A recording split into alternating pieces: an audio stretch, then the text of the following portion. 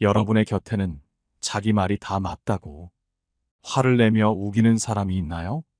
이런 사람들은 아무리 논리적으로 말해도 자기 말이 다 맞다고 합니다. 답답한 건 나인데 본인들이 더 성을 내고 화를 냅니다. 이런 사람들의 특징은 무엇일까요? 이런 사람들을 현명하게 대처하려면 어떻게 해야 할까요? 오늘은 여러분과 함께 무조건 자기 말이 맞다고 우기는 사람을 대하는 5가지 방법에 대해 알아보려고 합니다. 첫 번째, 우기는 사람에게 끌려다니지 마라. 왜 그렇게 심각해? 말다툼 중 자주 나오는 말이다. 상대방을 비웃으려는 의도다. 이 말을 들으면 괜히 심각하지 않으려 애쓴다. 자존심이 상하고 걱정이 된다. 내가 너무 티가 나나? 자신이 약해 보일까 두렵다. 그런데 생각해보자. 이기고 지는 것과 심각한 것이 무슨 관련이 있을까? 심각하면 지고 가벼우면 이기는 걸까? 논리로 설득해야 하는 대화에서 태도를 문제 삼는 것이 이상하다. 하지만 이렇게 말도 안 되는 주장에 우리가 흔들리는 이유는 무엇일까? 그 이유는 상대방의 생각을 그대로 따라가기 때문이다. 상대방의 말이 기준처럼 느껴진다. 상대방 의도에 휘말린다. 나는 논리적으로 설명하지만 상대방은 일부러 논리적이지 않다. 내 설명이 통하지 않아 답답하다. 상대방은 그 답답함에 만족한다. 내가 억울해하고 힘들어하는 모습을 즐긴다. 그렇다면 그런 사람에게는 어떻게 대처해야 할까? 승부에 집착하지 말아야. 이런 사람을 확실하게 누를 수 있다. 그 사람이 깔아놓은 판은 이기고 지는 승부이기에 끌려다니지 말고 판을 뒤엎어야 한다. 나는 논리적으로 말하는데 당신은 승부에만 집착하군요. 상대방이 말도 안 되는 논리로 공격할 때 제일 먼저 해야 할 일은 바로 이 점을 지적하는 것이다. 특히 토론은 상대방이 아닌 제3자인 청중이나 시청자를 향해 말하는 것이다. 토론의 목적은 상대를 이기는 것이 아니라 청중을 설득하는 것이다. 상대방이 심각하면 지는 거다라고 말하면 그 사람이 승부에만 급급하다는 점을 지적하면 된다. 상대방의 의도인 승부를 무시하고 논리적인 대화라는 판을 까는 것이 중요하다. 상대에게 끌려다니게 되면 판을 좌지우지할 수 없게 되고 상대방이 우겨대는 것에 대처할 수 없게 된다. 이럴 때일수록 논리적으로 대응하되 승부에 연연하지 않는 태도를 보여야 한다. 또 다른 효과적인 방법은 상대방의 논리를 역이용하는 것이다. 상대방이 진지하게 구는 것을 역으로 이용하는 것이다. 당신이야 말로 토론을 하려는 것뿐인데 승부에 너무 집착하는 것 같네요. 왜 그렇게 진지하게 구세요? 라고 말할 수 있다. 이 문장에서 왜 그렇게 진지하게 구세요? 그를 빼고 말하면 첫 번째 방법과 유사하다. 상대방이 진지하면 지는 거라고 말할 때 이 문장을 사용하는 것도 좋다. 마지막으로 가장 효과적이면서도 상대방을 두렵게 하는 방법은 어른과 아이 공격이다. 당신은 어른이고 상대방은 아이라고 생각하고 대하라. 진지한 것을 싫어한다니 더 진지하게 굴어야겠네요. 상대방이 진지한 태도를 싫어한다는 점을 이용하라. 상대방은 당신이 더 이상 진지하게 굴지 않기를 바라기 때문에 그들이 싫어하는 것을 멈출 필요는 없다. 이 표현은 상대방의 말에 휘둘리지 않으면서 유머러스하게 대응하는 것이다. 내 힘을 들이지 않고 상대방의 공격을 그대로 돌려주는 것이다. 이때는 상대방보다 더 높은 태도를 보이는 것이 중요하다. 상대방을 아래로 생각하라. 어린아이를 가르치는 느낌으로 대하면 편하다. 우겨대는 말 같지도 않은 사람과 같은 수준에서 말싸움을 하면 끝이 없고 이기기는 것은 불가능하다. 높은 곳에서 내려다보듯이 말하는 것이야말로 상대방과 다른 수준에 있다는 것을 은연중에 보여주며 한 수 가르친다는 느낌도 줄 수 있기에 상대방을 확실하게 제압하는 효과가 있다. 상대방의 말에 화를 내거나 방어하려는 자세는 좋지 않다. 상대방의 공격에 감정적으로 대응하지 않고 객관적으로 상황을 파악하라. 상대방의 말을 분석해 하지 말라는 것이나 싫어하는 것을 활용해 우아한 공격 수단으로 삼는다. 상대방의 무기를 내 것으로 만드는 셈이다.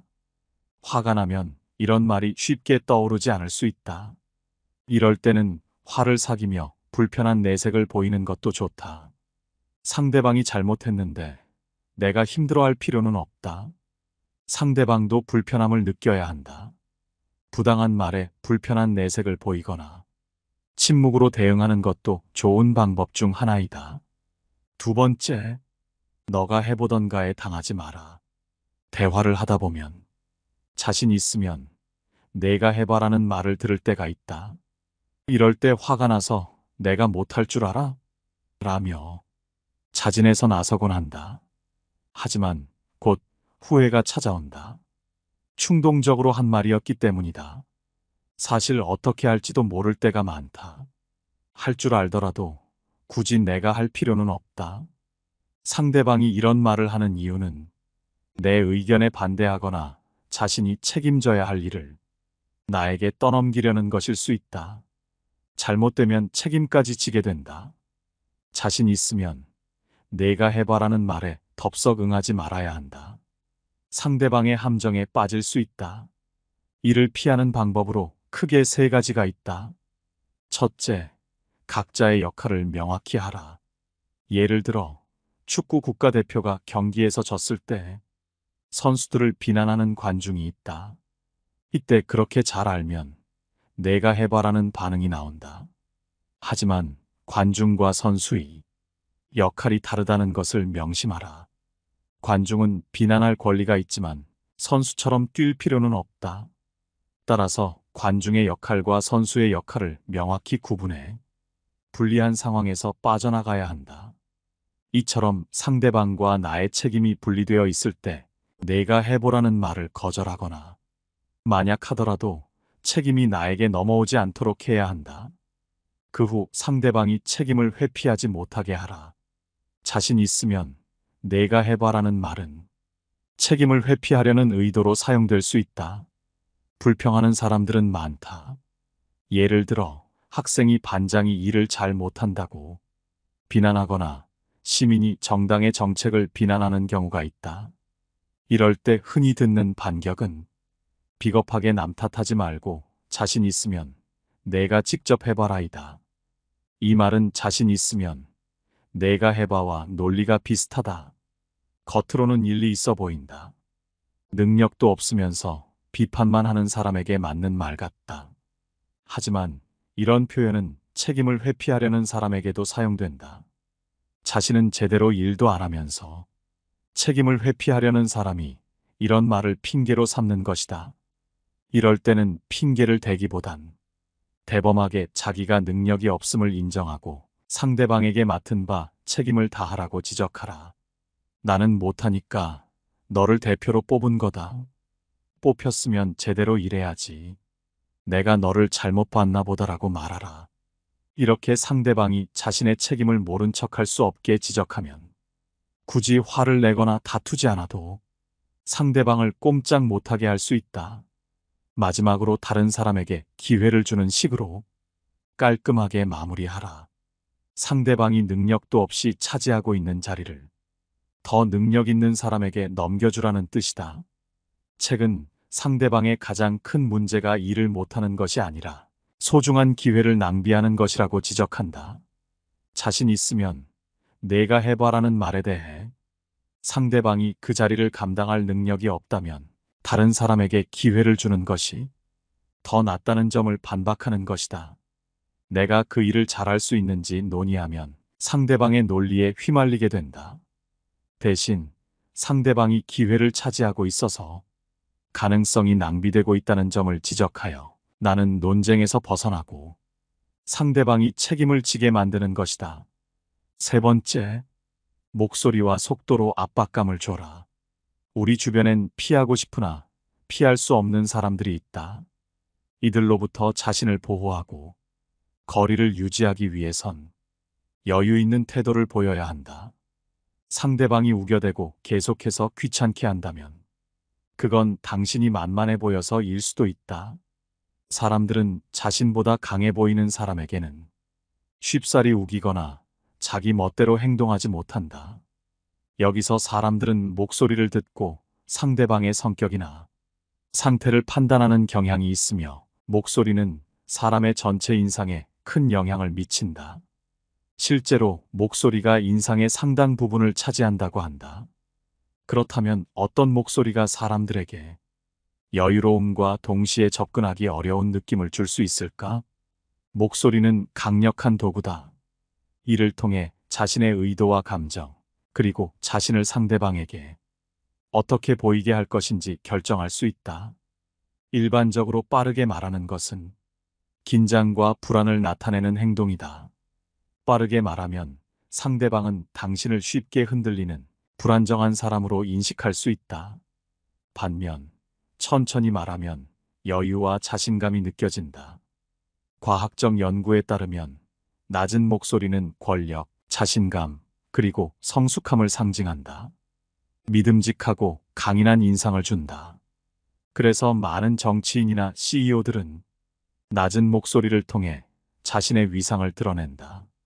천천히, 그리고 낮은 목소리로 말하면 자연스럽게 여유로운 태도가 따라온다. 이러한 여유로운 태도는 쉽게 굴복하지 않는 사람으로 인식하게 하여 마치 보이지 않는 방패와 같은 역할을 한다. 비록 의도하지 않았다 해도 천천히 말하는 습관은 비밀스러움을 자아내며 사람들이 상대방 말 뒤에 숨겨진 의미나 감정을 알고 싶어 하게 만든다. 그러나 동시에 그 비밀을 풀어보려는 노력은 상대방에게 벽을 느끼게 만드는 효과를 가져온다. 이처럼 목소리의 힘을 이해하고 적절히 활용함으로써 우리는 상대방과의 관계에서 우위를 점할 수 있으며 자신의 의견과 생각을 효과적으로 전달할 수 있다. 목소리를 통해 자신의 인격과 태도를 표현하고 상대방에게 긍정적인 인상을 남길 수 있는 것이다. 구체적인 방법은 두 가지가 있는데 첫 번째는 의도적인 속도 조절이다. 천천히 말하는 것은 의도적인 노력을 필요로 한다. 마치 고요한 물속을 유유히 헤엄치는 물고기처럼 우리는 말의 속도를 조절해야 한다. 낮은 목소리를 내기 위해선 깊게 숨을 들이쉬고 그 숨을 천천히 내뱉으며 발성 연습을 해야 한다. 문장을 읽을 때는 한 단어씩 천천히 발음하며 평소 대화보다 조금 더 느리게 말하는데 주력해야 한다. 이 과정에서 자신의 목소리를 녹음하여 들어보는 것이 도움이 될 수 있다. 이러한 연습을 통해 우리는 말하는 속도를 조절하는 기술을 향상시킬 수 있다. 천천히 말하는 것은 단순히 속도를 늦추는 것 이상의 의미를 지닌다. 두 번째는 말에 감정을 담지 않는다는 것이다. 남들에게 어려운 사람이 되기 위해서는 말할 때 감정을 담지 않는 것이 좋다. 천천히 낮은 목소리로 말함으로써 감정을 표현하기보다는 숨기는 것이 바람직하다. 감정을 중립적으로 혹은 차분하게 표현하면 상대방에게 벽을 느끼게 할 수 있으며 이는 상대방이 나의 내면을 추측하기 어렵게 만들어 가까이 하기 어렵게 한다. 이러한 방식으로 말하는 것은 상대방과의 거리를 유지하고 자신의 감정을 보호하는 방법이 될 수 있다. 감정을 너무 쉽게 드러내지 않음으로써 우리는 더 신중하고 균형 잡힌 대화를 이끌어낼 수 있다. 이는 상대방으로 하여금 우리의 말에 더 집중하게 만들며 대화의 질을 높일 수 있는 방법이다. 감정을 담지 않고 말하는 것은 의사소통에서 중요한 역할을 할 수 있음을 명심하라. 네 번째, 갈등을 이용하라. 우기는 사람들과 굳이 다툴 필요는 없지만 당신의 논리정연한 말에도 불구하고 무조건 자기 말이 맞다고 우기는 사람과 대화하는데 갈등이 없기는 힘들다. 물론 살면서 갈등을 만들지 않는 것은 지혜롭고 똑똑한 행동이다. 어떤 일이 벌어졌을 때 무시하고 대응하지 않는 것도 갈등으로 이어져 더 큰 손해를 보지 않게 만드는 좋은 방법 중 하나임은 분명하다. 하지만 사람과 상황에 따라서는 이렇게 갈등을 피하기만 하는 행동이 상대방을 기고만장하게 만들고 말 같지도 않은 말을 해대서 더욱 피곤하고 스트레스 받을 수 있다. 상대방의 우기고 오만불손한 태도에도 갈등을 일으키지 않기 위해 무시하고 지나간다면 그 못 배워먹은 상대방은 자신을 무서워하는 것으로 오해해 점점 기고만장해지고 도발하기까지 하며 계속해서 반응하지 않는다면 나에게 쫄았나 보다는 식으로 점점 더 도발과 괴롭힘의 강도를 높여간다. 물론 사람을 처음 만났을 때부터 이런 성격을 가진 사람이라는 것은 쉽사리 알기 어려운 일이다. 그러나 어떤 트러블이 생겼을 때 상대방이 다투지 않고 좋게 넘어가려고 한다면 조금씩 도발 수위를 높이고 상대방을 간 보는 사람이라면 그때는 이런 행동이 커져 무시당하기 전에 반드시 대응하는 것이 좋다. 이때만큼은 갈등이라고 다 같은 갈등이 아니고 반드시 필요한 갈등도 있는 법이라고 생각하라. 대부분의 사람은 갈등은 좋지 않기에 무조건 갈등을 피하려고 하는 경우가 많다. 보통의 평범한 인간관계에서는 서로 갈등을 피하며 양보하고 배려하는 것이 대부분 좋은 결과를 가져온다. 하지만 이런 사람 같지도 않은 사람들 앞에서는 이런 태도를 보인다고 해서 상대에게 존중받고 서로 양보하는 것이 아니라 약한 사람으로 여겨질 뿐이다. 그렇기에 갈등에 대한 두려움을 버려라. 이런 두려움을 상대가 이용하고 있음을 알아채야 한다. 싫은 말을 뱉는 것이 두려워서 인간관계에서 단절이 있을까봐 참아봤자 이럴수록 문제는 해결되지 않고 나 자신만 더 피곤해진다. 가장 중요한 건 인간관계에서 갈등을 피하려다. 다른 사람만 챙기고 정작 가장 중요한 자기 자신은 무시당하고 있다는 사실이다. 갈등이라는 것은 누구에게나 생긴다. 가족끼리도 생기기 마련이고 친한 친구끼리도 갈등은 존재한다. 살다 보면 그게 누구든 간에 크고 작은 갈등 상황에 처하게 된다. 이때 상대방과의 관계를 원만히 유지하고 싶다면 싫은 소리 하고 싶지 않더라도 자신의 입장을 분명히 밝히는 게 좋다. 그래야 오해할 일 없이 서로의 진심을 확인할 수 있기 때문이다. 이런 상황에서도 지나치게 저자세로 나가지 마라. 갈등에 대해 서로의 의견을 얘기하면 되는 것이지. 먼저 숙이고 들어가는 것은 마치 사과하는 것 같아 보이고 자칫 만만하게 보일 수 있다. 따라서 반드시 자기 주장을 명확히 뱉어라. 무작정 우기는 것이 아니라 정당하고 바른 태도로 내 주장을 밝혀라.